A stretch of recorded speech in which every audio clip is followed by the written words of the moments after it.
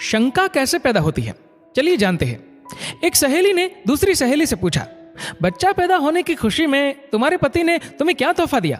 सहेली ने कहा, कुछ भी नहीं। उसने फिर सवाल करते हुए पूछा कि क्या ये अच्छी बात है? क्या उसकी नजर में तुम्हारी कोई कीमत नहीं?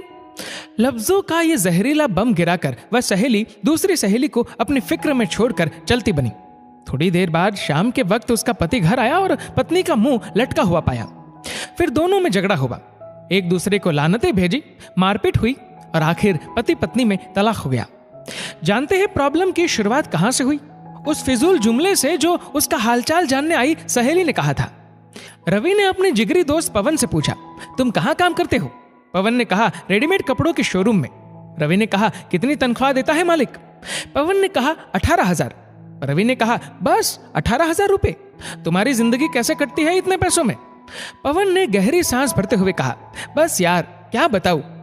मीटिंग खत्म हुई।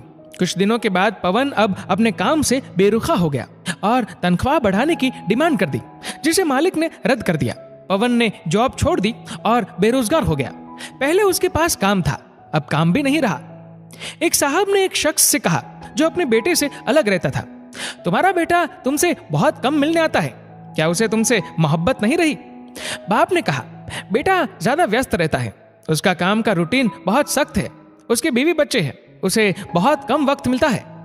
पहला आदमी बोला, वाह ये क्या बात हुई, तुमने उसे पाला पोसा, उसकी हर ख्वाहिश पूरी की, अब उसको बुढ़ापे में व्यस्तता की वजह से मिलने का वक्त नहीं मिलता है, ये तो ना मिलने का बहाना है। इस बातचीत के बाद बाप के दिल में बेटे के प्रति शंका पैदा हो गई। बेटा जब भी मिलने आता वो यही सोचता रहता कि उसके पास सबके लिए वक्त है सिवाय मेरे। याद रखिए, जुबान से निकले शब्द दूसरे पर बड़ा गहरा असर डालते थे।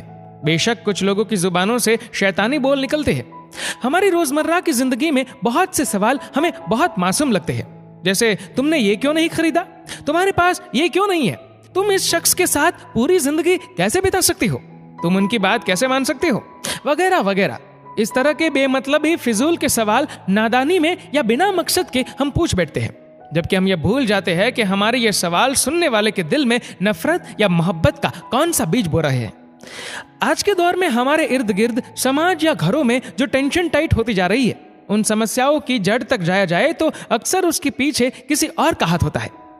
लोग ये नहीं समझते कि नादानी में या जानबूझकर बोले जाने वाले जुमले किसी की जिंदगी को तबाह कर सकते हैं। ऐसी हवा फैलाने वाले बम ना बने। लोगों के घरों में अंधे बनकर जाओ और वहां से गूंगे बनकर निकलो।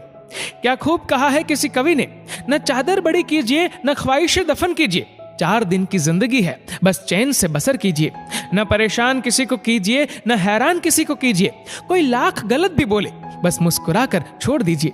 न रूठा किसी से कीजिए न झूठा वादा किसी से कीजिए, कुछ फुर्सत के पल निकालिए, कभी खुद से भी मिला कीजिए।